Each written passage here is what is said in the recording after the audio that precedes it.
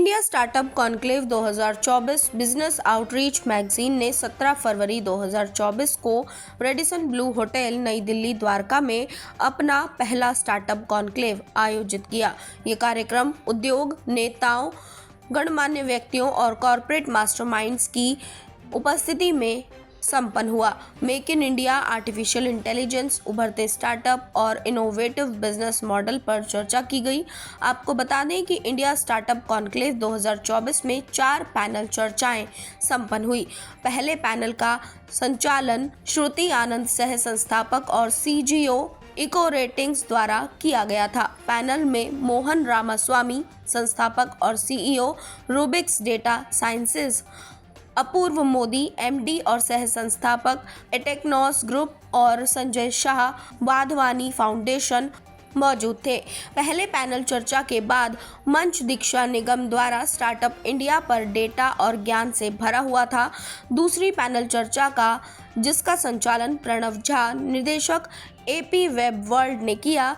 इसमें अर्जुन सिन्हा रॉय, सह संस्थापक और सीईओ आयरासस, एस आनंद, संस्थापक और CEO pace print private limited, Lokesh Nigam, संस्थापक कगनौज और अभिनव जैन, सह संस्थापक और सीईओ बादाम जैसे दूरदर्शी लोगों के बीच अच्छी बातचीत हुई। टेकरीगौर के संस्थापक नीलेश मेट ने प्रौद्योगिकों की उभरती संभावनाओं पर मुख्य भाषण दिया। तीसरी पैनल चर्चा का संचालन अमर बेदी, संस्थापक प्रोसिंक सॉल्यूशन द्वारा किया गया। इसमें भावना सेठी, संस्थापक लेट्स इन्फ्लुएंस, राहुल बालाकृष्णन, सह संस्थापक अर्थन और सुमिता शर्मा, संस्थापक रेडियन फिनसर्व के सहयोग से की गई थी।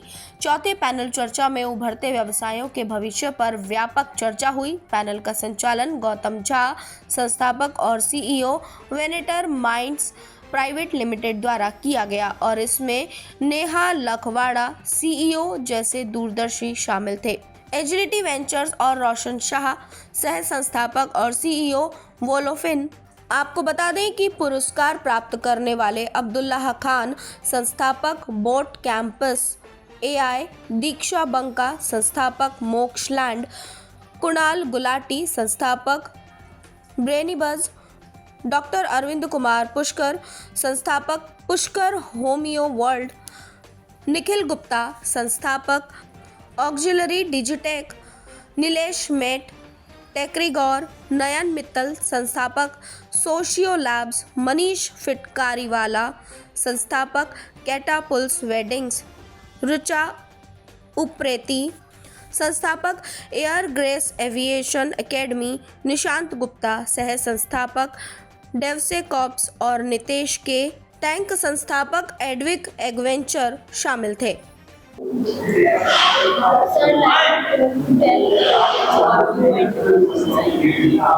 My name is Rahul Singh. I am the founder of Business Outreach Magazine, which is the organizer and the hosting partner, main host for the India Startup Conclave 2024.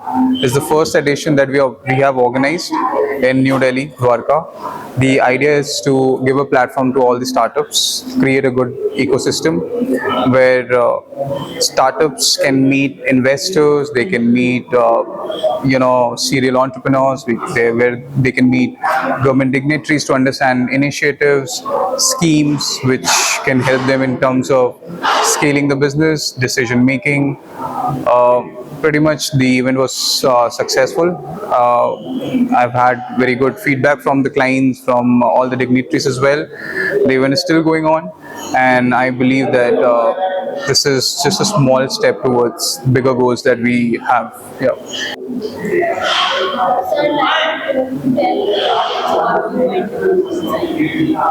My name is Rahul Singh. I am the founder of Business Outreach Magazine, which is the organizer and the hosting partner, main host for the India Startup Conclave 2024. It's the first edition that we have organized in New Delhi, Dwarka. The idea is to give a platform to all the startups, create a good ecosystem where startups can meet investors, they can meet serial entrepreneurs where they can meet government dignitaries to understand initiatives, schemes which can help them in terms of scaling the business, decision making.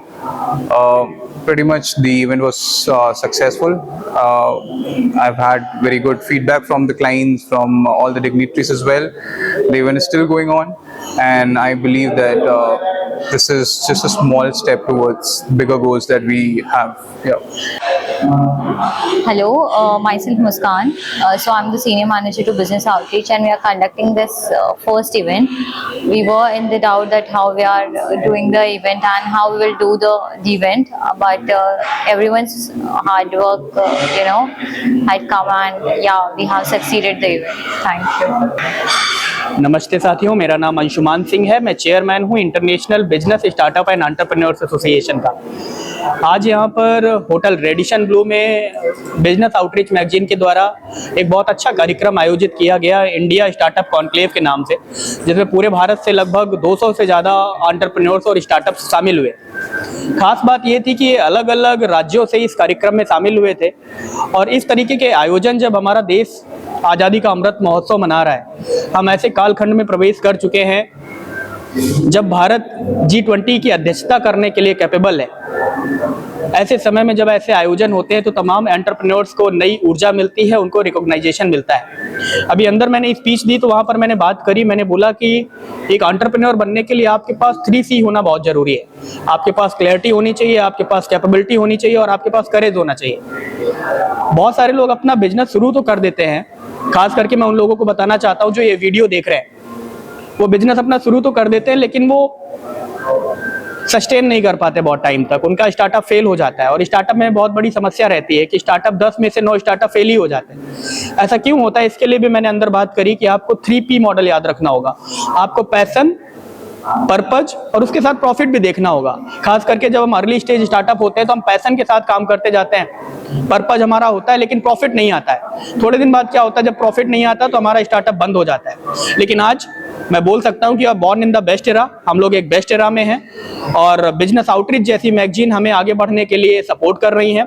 हमारा association है, और खास करके प्रधानमंत्री मोदी जी के visionary प्रयासों से आज startup India, stand up India, तमाम सारी ऐसी योजनाएं हैं, तमाम सारे ऐसे डिपार्टमेंट्स हैं जहां पर राइजिंग एंटरप्रेन्योर्स को आगे बढ़ाया जा रहा है। स्टार्टअप्स के मामले में हम यूनिकॉर्न्स का सैकड़ा मार चुके हैं, मतलब आज हमारा देश 100 से ज़्यादा यूनिकॉर्न्स रखता है। Saurabh Verma, I have been working for business automation for past 12 years. Okay, तो हमने जो अपना बिजनेस प्लान स्टार्ट किया था वो 5 years पहले स्टार्ट किया था। ठीक है, हम क्या कर रहे हैं, now we are helping small businesses and business owners just to implement the automation in their business. Now they are using at least 5 to 10 hours for just the day to day process, but what they are doing, they are just wasting that time. तो उस चीज़ को हम बचाने के लिए क्या करते हैं, जो भी आपका HR प्रोसेस है, मार्केटिंग प्रोसेस है, मैन्युफैक्चरिंग प्रोसेस है, ठीक है, customer management, sales, automation, okay, जितनी भी चीज़ हैं वो हम आपका 15 मिनट्स में ऑटोमेट कर देते हैं, जिससे आपके वो जो 5 to 10 hours अभी यूज्ड अप हो रहे थे वो चीज़ आपकी 15 मिनट्स में खत्म हो जाती है। तो बचे हुए टाइम आप अलग इनोवेशन के लिए, ठीक है, अपने प्रोसेस को या बिजनेस को ग्रो करने के लिए इन्वेस्ट कर सकते हैं। सर, अभी बड़ा हो चल रहा है, आप मेक इन इंडिया का किस वे में देखते हैं? देखिए, मेक इन इंडिया कैंपेन बहुत अच्छा कैंपेन है। ठीक है, इसमें बहुत सारी ऐसी कंपनीज हैं जिसको फ़ायदा होगा, क्योंकि अभी तक हम क्या करते थे, हम अपने प्रोडक्ट को आउटसोर्स करते थे, बाहर की कंपनी से मंगाते थे, जिसमें हमारा इन्वेस्टमेंट भी ज़्यादा होता था, और वही चीज़ हम अपनी कंट्री को ना दे के दूसरी कंट्री को देते थे, उसकी इकोनॉमी ग्रो करते थे। बट अब हम क्या कर रहे हैं, अगर हम grow in make in India concept पे बात करें तो जितने भी प्रोडक्ट हैं हमारा इंडिया खुद में कैपेबल है क्रिएट करने के लिए या प्रोड्यूस करने के लिए, उसी सेम प्रोडक्ट को हम बाहर आउटसोर्स ना करके अपनी कंट्री में अगर देंगे तो वो चीज़ हमारी ही इकोनॉमी को फायदा करेगा, और हमारी इकोनॉमी आजकल ग्रो कर रही है। ठीक है, it is one of the major growing economies right now. अगर हम उस चीज़ में कंट्रीब्यूट करेंगे, मेक इन इंडिया से अगर हम कंट्रीब्यूट करेंगे तो वही सेम चीज़ आगे आने वाले टाइम में हमें रिटर्न भी मिलेगी, जो कि आपके इंफ्रास्ट्रक्चर डेवलपमेंट में है, बिजनेस डेवलपमेंट में है, जो गवर्नमेंट हमें प्रोवाइड कर पा रही है सर्विसेज, उस चीज़ में हमें देखने को मिल जाता है।